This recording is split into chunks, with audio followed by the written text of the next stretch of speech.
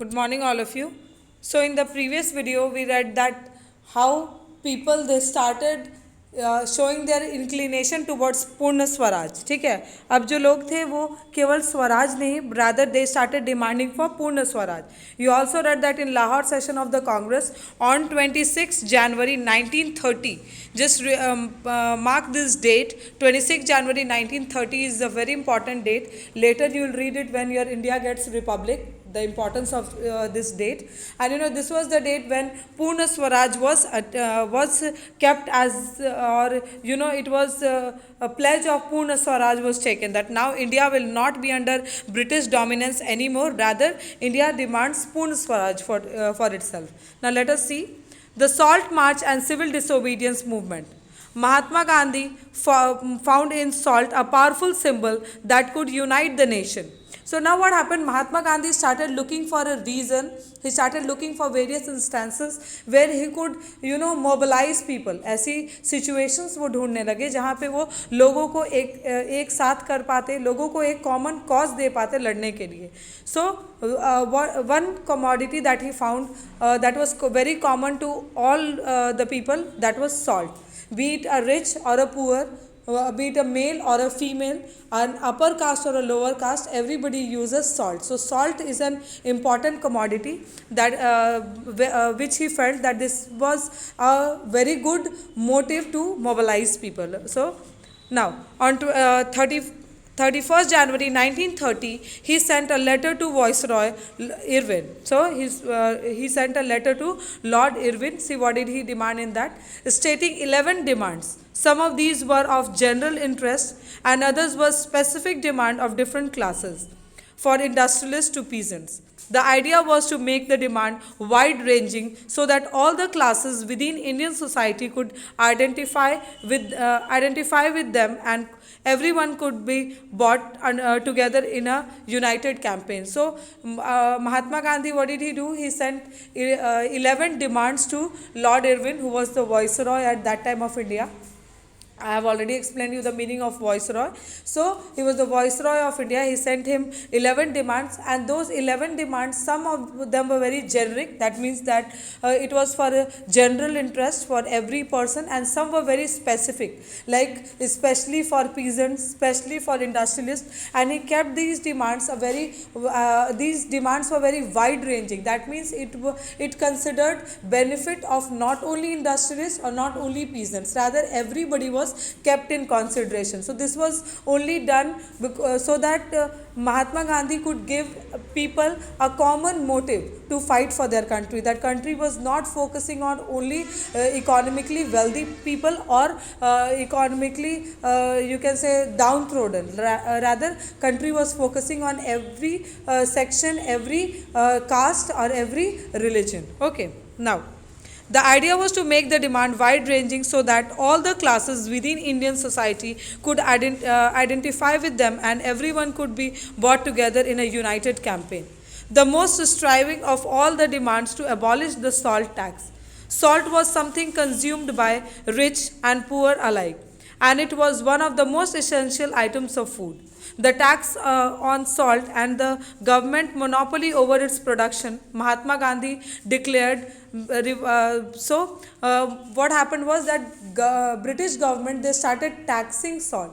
Okay, earlier what the situation in India was that people they used to boil sea water, and they used to produce salts on their own. Okay, there was no restriction on the production of salt. But when British came to India, I have already always said you that British prime motive was drainage of wealth. So with whatever means, they only wanted to extract wealth from India. So what they started, they saw salt as one such commodity that they could sell to people, and the sale would be very high because it's an essential commodity used by everybody and every day. Okay, so what they started doing is they took control of the production of salt. That is called as trade monopoly. Okay, that means trade monopoly means that other than Britishers, nobody could produce salt, and if you are producing, that will be illegal. Okay, now Mahatma Gandhi declared, relieved the most oppressive face of, revealed the most oppressive face of British rule. So Mahatma Gandhi revealed, he showed people the real face of British rule. Earlier, I have said you all before also that Britishers portrayed themselves as, civilizers of India. That we have come here to civilize India. India is an uncivilized place, and we are going to civilize India. I gave you a term also that they used to call as civilizing India is a white man burden. Okay, so they made people believe that India is being civilized because of Britishers. So for the first time, Mahatma Gandhi revealed the true face of the British rule. Mahatma Gandhi's letter was in a way an ultimatum. If the demand were not fulfilled by 11 March, the letter stated that Congress would launch a civil disobedience campaign. Irwin was unwilling to negotiate, so Mahatma Gandhi started his famous Salt March, accompanied by 78 of his trusted volunteers. The march was over 24 miles from Mahatma Gandhi's ashram in Sabarmati to Gujarat coastal town of Dandi. So, Mahatma Gandhi, when he wrote this letter to Lord Irwin, that was more like an ultimatum that if you do not fulfill these wants and demands, then Indians are united and they'll lead a campaign against Britishers. But since those demands were wide ranging, British government could not negotiate on it, and Mahatma Gandhi started his famous march that is popularly called as Dandi March. So it's started from Sabarmati Ashram till the coastal town of Dandi. Mahatma Gandhi started with 78 followers. Later there were many people who accompanied him in the march, and that ended at Dandi, that is a coastal town in Gujarat. The walk was of 24 miles. Okay. The volunteers walked for 24 days, about 10 miles a day. Thousands came to hear Mahatma Gandhi wherever he stopped, and he told them what he meant by Swaraj and urged them to peacefully defy the British. On 6th April, he reached Dandi and ceremonially violated the law, manufacturing salt by boiling a seawater. So, every day they walked for 24 days, and every day they used to walk for 10 miles. Wherever they used to stop, Mahatma Gandhi used to summon people and he used to tell them the real meaning of Swaraj. If you remember how people decoded the meaning of Swaraj according to their this requirement. Plantation workers, they felt that they could move freely in and out of the plantation areas. Peasants felt that since Swaraj is coming, self-rule is coming, Mahatma Gandhi is going to give back land to them. So this was for the first time when Mahatma Gandhi decoded the meaning of Swaraj to people. That Swaraj was not for the personal gain, rather Swaraj, that is self-rule for the country. Okay, now this marked the beginning of civil disobedience movement. How was this movement different from non-cooperation? People were now asked not only to refuse cooperation with the British as they had done in 1921 and 22, but also to break the colonial law.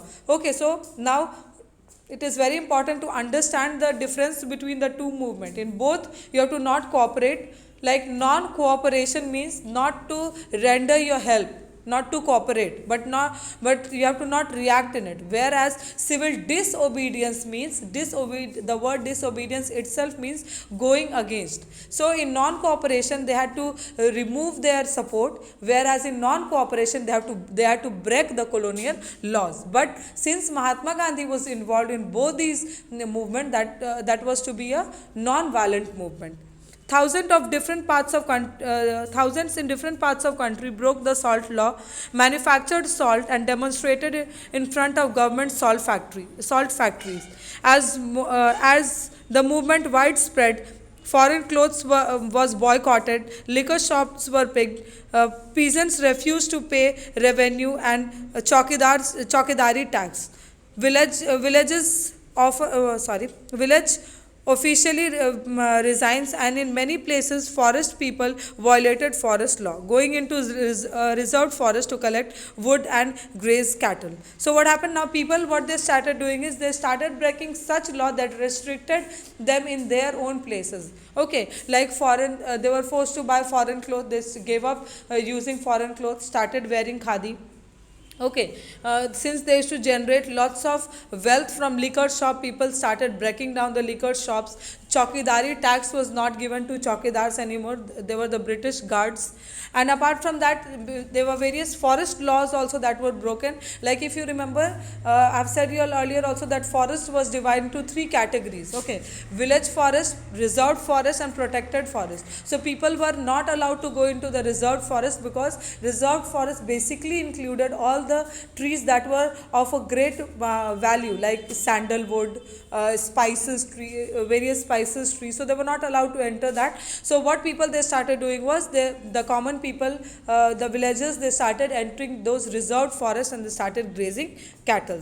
Worried by the development, the colonial government began arresting Congress leaders one by one. This led to violent clashes in many places. When Abdul Ghaffar Khan, a devoted disciple of Mahatma Gandhi, was arrested in April 1913, angry crowds demonstrated in the street of Peshawar, facing armed cars and police firing. Many were killed. A month later, when Mahatma Gandhi himself was arrested, industrial workers in Solapur attacked police posts, municipal buildings, law courts, and railway station, all the structure that symbolized British rule.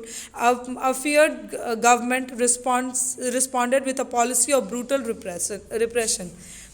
Peaceful satyagrahis were attacked, women and children were beaten, and about 1 lakh people were arrested. So what happened was that since Indians they started demonstrating, they started showing their anger, and the way this anger and this demonstration and movement was gaining pace, British started behaving in the most cruel manner. They displayed their cruel face. They started behaving very brutally on the satyagrahis. Khan Abdul Ghaffar Khan, who is also called as Frontier Gandhi, he was, he very with lots of devotion he followed the path of Mahatma Gandhi. He was arrested. Later Mahatma Gandhi was arrested, and people they were demonstrating against this arrest. And British, what they started doing is that they started hitting people. Lathi charge was done. Tear gases were the people had to face tear gases. So all these incidences showed the real face of Britishers, that how cruel they were and how cruel they could act. And there were about 1 lakh people who were arrested in it. Now, so the rest thing I'm going to teach in your next paragraph. Now, in such a situation, Mahatma Gandhi once again decided to call off the movement and entered into a pact with Irwin on 5th March 1931. By this Gandhi-Irwin Pact, Gandhiji constant by participating in the Round Table Conference. The Congress had boycotted the first Round Table Conference in London, and government agreed to release the political prisoners. In December 1931, Gandhiji went to London for the conference, but the negotiation broke down and he returned disappointed. Back in India, he discovered that government had begun a new cycle of repression. Ghaffar Khan and Jawaharlal Nehru were both in jail. The Congress had been declared illegal, and series of measures has been imposed to prevent meeting, demonstration, and boycotts. So now what happened was that when Mahatma Gandhi, I have said you earlier also that wherever there will be involvement of violence, the movement will be called off. Exactly same happened since there were lakhs of people who were arrested and many were killed. Mahatma Gandhi called off the movement and he agreed to negotiate with Viceroy Lord Irwin, and Gandhi-Irwin Pact was signed, and according to which Gandhiji agreed to go for second round table conference. First round table conference was already boycotted by the Congress. So Gandhiji was sent to London to attend the second round table conference. Meanwhile, in India, what started happening was that Britishers were looking for an opportunity, that was to take Gandhiji away from the country, since he was in London, and the way media is active today, it was not at that time. Okay. So when the moment Mahatma Gandhi left India, they termed Congress illegal. Khan Abdul Ghaffar Khan, Jawaharlal Nehru were both jailed. Okay, that means jailing or arresting the prominent leader means that you are making the party clueless. Okay, because followers do what the leaders ask them to do. If you are removing the main leader, they have no clue. The crowd does not have any clue what to do. Okay, they have have no planning to how to go about with the movement. So this was exactly what was done. Apart from that, in London also, with what motive and with what intention Mahatma Gandhi had gone, that now Britishers would act in favor of Indians. This did not happen. So even he returned disappointed, and when he got back to India, he relaunched the civil disobedience movement. Okay, but since it was very late, with what energy you play or you start something, it's gradually the pace and the enthusiasm reduces. So when he got back to India and relaunched the civil disobedience movement, people lost faith in the movement, and it did not bring a result as it was expected by Gandhiji. Okay, now this next topic will be doing in your next video. Thank you.